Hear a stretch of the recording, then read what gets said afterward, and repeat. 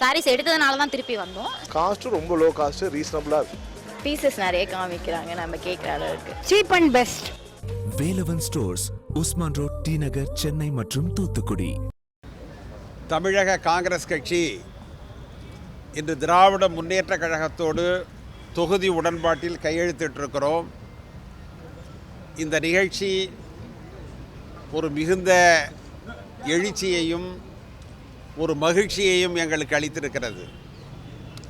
காரணம் என்னவென்றால், தமிழக காங்கிரஸ் பன்னெடுங்காலமாகவே சொல்லி வருகின்ற ஒரு தத்துவம் என்னவென்றால்,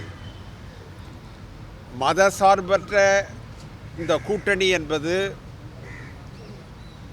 ஒரு நேர்கோட்டில் எங்களை இணைத்திருக்கிறது. பல்வேறு அரசியல் கட்சிகள் சேர்ந்து இந்த மதசார்பற்ற கூட்டணியை அமைத்திருக்கிறோம். அதில் எங்களை இணைப்பது இந்த மதசார்பற்ற தன்மை, செக்குலரிசம் என்பதுதான். அது வெற்றி பெற வேண்டும் என்பதற்காகத்தான் தமிழகத்திலே இருக்கிற திராவிட முன்னேற்ற கழகத்திலிருந்து எங்களுடைய கூட்டணியில் இருக்கிற ஒவ்வொரு அரசியல் கட்சியும் தீவிரமாக செயல்பட்டு வருகிறோம். பாரதிய ஜனதா இன்றைக்கு இந்தியாவினுடைய மிகப்பெரிய நோயாக வளர்ந்திருக்கிறது. அது நோயாக இருப்பது மட்டுமல்ல, அந்த நோயை மற்றவர்கள் மீதும் பரப்புவதற்கு அவர்கள் முயற்சிக்கிறார்கள். கொரோனா வைரஸை விட ஆபத்தான ஒரு ஆயுதமாக அவர்கள் இன்றைக்கு விளங்கி வருகிறார்கள். இந்தியாவில் இருக்கிற பல்வேறு அரசியல் கட்சிகளிலும் அவர்கள் உட்புகுந்து அந்த இயக்கங்களை உடைப்பது, பலவீனப்படுத்துவது, அல்லது அதில் இருக்கிறவர்களை கட்சி மாற வைப்பது, அரசாங்கத்தை சீர்குலைப்பது, அரசாங்கத்தை கவிழ்ப்பது என்று பல்வேறு நிகழ்வுகளை அவர்கள் செய்து வருகிறார்கள். இன்றைக்கு புதுவையிலே கூட அதை நாம் பார்க்கிறோம். காங்கிரசிற்கு ஆழமான வேறு இருக்கிற புதுவை மாநிலத்தில் இன்றைக்கு ஆட்சி கவிழ்க்கப்பட்டிருக்கிறது. இதற்காகவே ஒரு துணைநிலை ஆளுநர் அனுப்பப்பட்டார். அரசாங்கத்தினுடைய அன்றாட பணிகளை கூட அவர் தடுத்து நிறுத்தினார், சட்டத்திற்கு புறம்பாக செயல்பட்டார். ஆனால் இவைகளுக்கெல்லாம் மத்திய அமைச்சரவை, மத்திய அமைச்சரகம் உறுதுணையாக இருந்தது என்பதுதான் ஒரு சோகமான செய்தி. எனவேதான் இன்றைக்கு தமிழகத்தில் பாரதிய ஜனதாவினுடைய ஆதிக்கத்தை நிலைநாட்டிவிடக்கூடாது, அவர்களுக்கு ஏவல் புரிகிற அண்ணா திராவிட முன்னேற்ற கழகத்திற்கு ஒரு வாய்ப்பை அளித்துவிடக்கூடாது, சமூக நீதிக்கு எதிராக இருக்கிற இந்த சக்திகளை அப்புறப்படுத்த வேண்டும். இந்த தேர்தல் என்பது ஒரு ஆட்சி கட்டிலில் அமர வேண்டும் என்பதற்காக மட்டுமான தேர்தல் அல்ல. இவைகளுக்கும் மேலாக ஒரு கொள்கையை உயிரோட்டமாக வைத்திருக்க வேண்டும் என்பதற்காகத்தான் இந்த தேர்தல் என்று கருதி தமிழக காங்கிரஸ் இதிலே தன்னை ஈடுபடுத்தி கொண்டிருக்கிறது. எங்களுடைய இளம் தலைவர் ராகுல் காந்தி அவர்கள் தமிழகத்தில் காங்கிரஸ் கட்சிக்கு இருக்கிற தனித்துவமான இடத்தை மனதில் வைத்து தொடர்ச்சியாக இந்த மாநிலத்திற்கு அவர்கள் சுற்றுப்பயணம் வருகிறார்கள், அரசியல் பரப்புரை செய்கிறார்கள். எங்களிடம் அவர்கள் தெளிவான ஒரு கருத்தை சொன்னார். இந்த தேர்தல் என்பது வெறுமனே ஒரு கூட்டணி அல்ல. இந்த தேர்தல் என்பது இரண்டு தத்துவங்களுக்கு, இரண்டு சித்தாந்தங்களுக்கு இடையேயான ஒரு யுத்தம் என்று நீங்கள் கருத வேண்டும். இந்த யுத்தத்தில் நாம் வெற்றி பெறணும். எதிரிகள் இதில் வெற்றி பெறுவார்கள் என்று சொன்னால் ஒரு ஆட்சி மாறி இன்னொரு ஆட்சி வருவது என்பது பொருள் அல்ல. ஒரு தத்துவம் வீழ்ந்து இன்னொரு தத்துவம் எழுந்ததாக பொருள்படும். எனவே தேசிய தோழர்கள் மிக கடுமையாக உழைத்து இந்த தேர்தலிலே வெற்றி பெற வேண்டும், நம்முடைய கூட்டணியை வெற்றி பெறச் செய்ய வேண்டும் என்று அவர்கள் சொன்னார்கள். அதனுடைய அடிப்படையில் தான் இன்றைக்கு இந்த கூட்டணி உருப்பெற்றிருக்கிறது. நாங்கள் மிகவும் மகிழ்ச்சியுடன் இந்த ஒப்பந்தத்திலேயே கையெழுத்திட்டிருக்கிறோம். காரணம் என்னவென்று சொன்னால், எல்லோரும் சேர்ந்து தேரை இழுக்க வேண்டும் என்பதுதான் பொது நியதி. அந்த பொது நியதியினுடைய அடிப்படையில் இன்றைக்கு மதசார்பற்ற கூட்டணி என்கின்ற இந்த மாபெரும் தேரை எங்களுடைய கூட்டணியில் இருக்கிற அனைத்து கட்சிகளும் சேர்ந்து இழுத்து வெற்றி பெறச் செய்ய வேண்டும் என்பதற்காக இதனை செய்திருக்கிறோம். இதிலே இன்றைக்கு நாங்கள் இந்த கூட்டணியில் கையெழுத்திட்டிருப்பது என்பது 25 சட்டமன்ற தொகுதிகளுக்கும் கன்னியாகுமரியில் இருக்கிற நாடாளுமன்ற தொகுதிக்கு நாங்கள் கையெழுத்திட்டிருக்கிறோம். அனைத்து இடங்களிலும் வெற்றி பெற வேண்டும் என்பது எங்களுடைய கருத்து. எங்களுடைய கூட்டணி கட்சிகள் நிற்கின்ற அனைத்து தொகுதிகளிலும் கடுமையாக பணியாற்ற வேண்டும் என்பது எங்களுடைய கருத்து. கண்ணுறங்காமல் மிக கடுமையாக உழைத்து இந்த வெற்றியை ஈட்டுவோம் என்பதை தெரிவித்துக் கொள்கிறேன். சார், அந்த 25 தொகுதிகள் என்னென்ன அப்படிங்கிறதுக்கான பட்டியல் கொடுக்கப்பட்டிருக்கு? இல்லை அது இன்னும் 2 தினங்களில் கொடுக்கப்படும். சார், அதே போல வந்து கடந்த காலங்களில் வந்து 1980 114 இடங்களில் வந்து திமுக கூட்டணியில் காங்கிரஸ் ஆனது போட்டியிட்டது. 110 அதற்கு முன்னாடி 61, இப்போ 63, குறைந்துட்டே இருக்கே, அதுக்கான காரணங்கள் 60, 40, 20. ஏன் உங்களுக்கு இவ்வளோ பெரிய ஆதங்கம்? நான் என்ன சொல்கிறேன், அரசியலில் ஏற்ற இறக்கங்கள் என்பது இயல்பு. நீங்கள் வந்து அரசியலில் மாபெரும் தலைவர்கள் தோல்வி அடைந்திருக்கிறார்கள், அதன் பிறகு எழுந்து வெற்றி பெற்றிருக்கிறார்கள். ஒரு அரசியல் கட்சி என்பது அதிக இடங்களில் போட்டியிடுவது என்பதோ குறைவான இடங்களில் போட்டியிடுவது என்பதோ அன்றைக்கு இருக்கிற அரசியல் கள நிலவரத்தை பொறுத்தது. நீங்கள் வந்து நாளைய தேர்தலில் நாங்கள் 200 இடங்களில் கூட போட்டியிடலாம், அதற்கான வாய்ப்புகள் வரும். எனவே ஒரு அரசியல் கட்சி போட்டியிடுகிற எண்ணிக்கையை வைத்து உங்களுடைய இயக்கம் இவ்வளவுதானா என்று கேட்கக்கூடாது. ஒரு தேசிய இயக்கம், நாங்கள் மட்டும்தான் பாரதிய ஜனதாவிற்கு மாற்று கட்சி.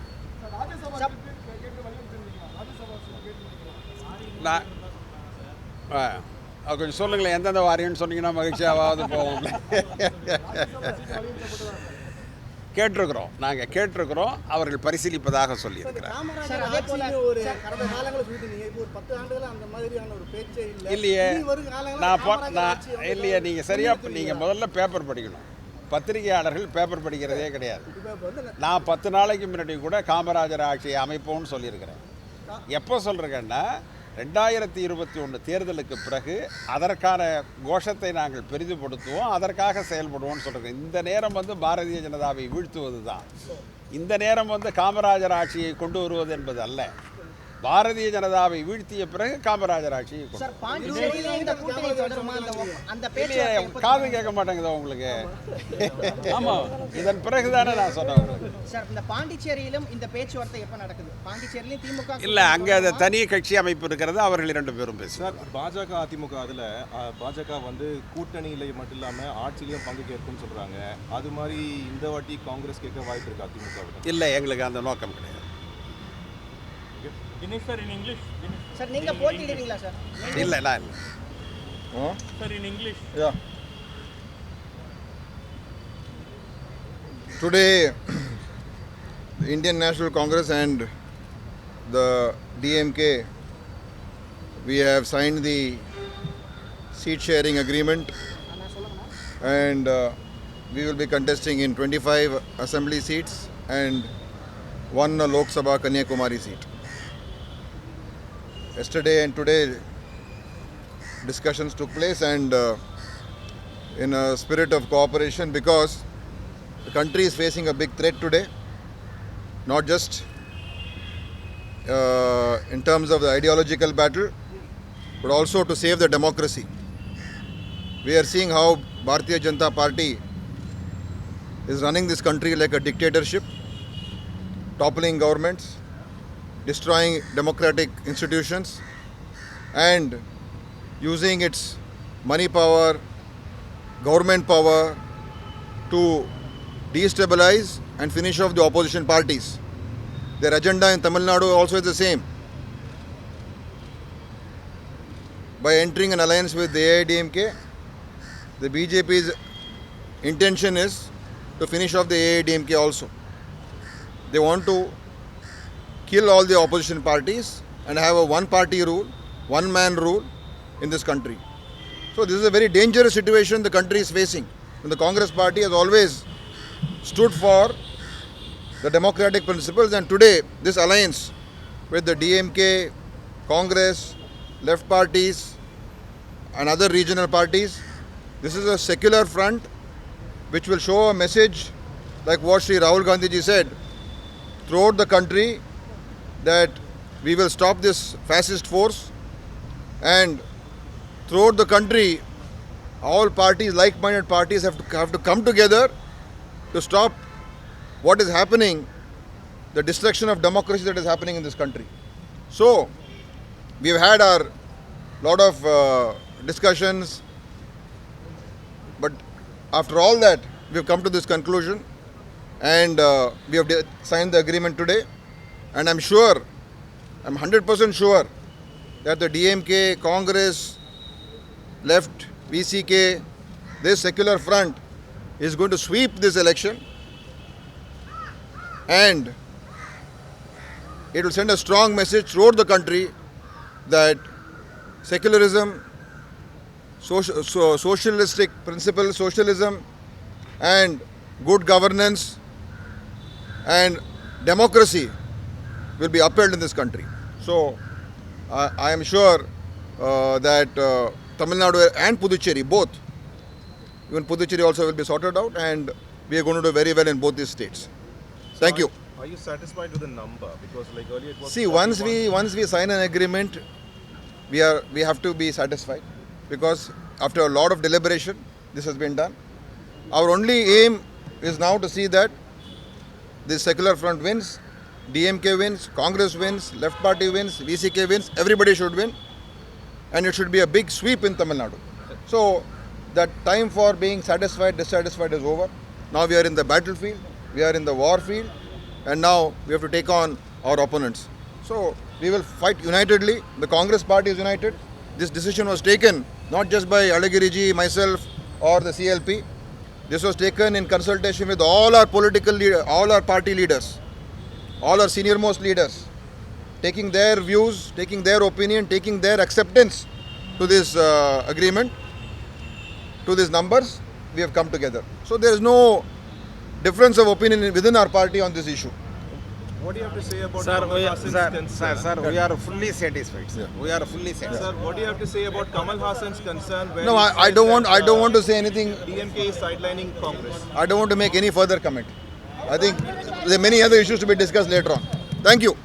இந்த வீடியோ உங்களுக்கு பிடிச்சிருந்தா ப்ளீஸ் லைக் அண்ட் ஷேர் பண்ணுங்க. மறக்காம எங்க சேனலை சப்ஸ்கிரைபும் பண்ணுங்க.